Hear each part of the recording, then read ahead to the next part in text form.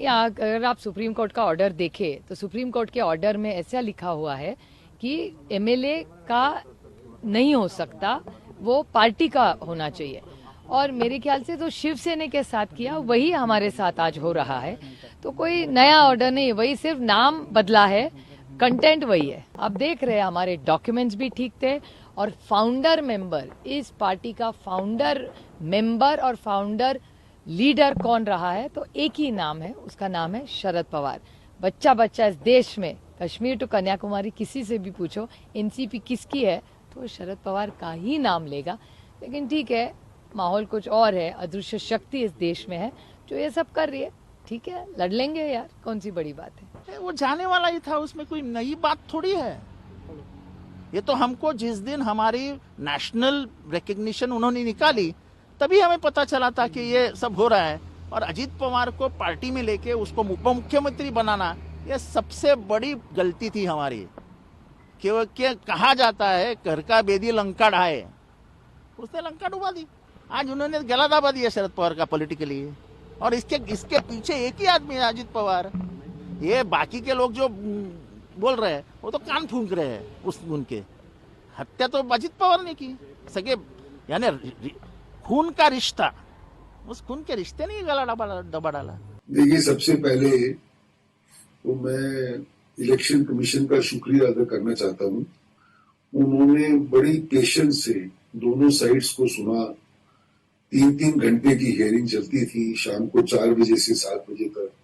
तीनों election commissioner बैठते थे अदालत की तरह, और दोनों साइड्स ने कई हजार पेज के दस्तावेज पेश किए थे।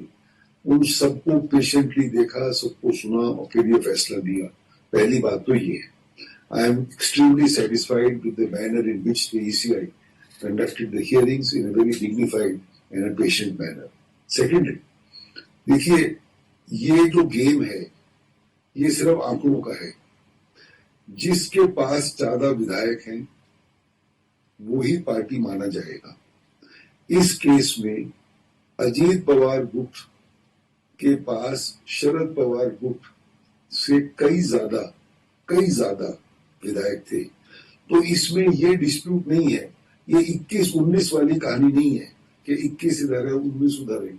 यहाँ बहुत डिफरेंस था। तो मेरे को पहले से मेरी राय में ये clear case, open and shut case जिसको कहते हैं, वैसा था। हम लोगों को सबसे पहले से ये उम्मीद थी, जो सत्य होते उसका आज विजय हो गया है।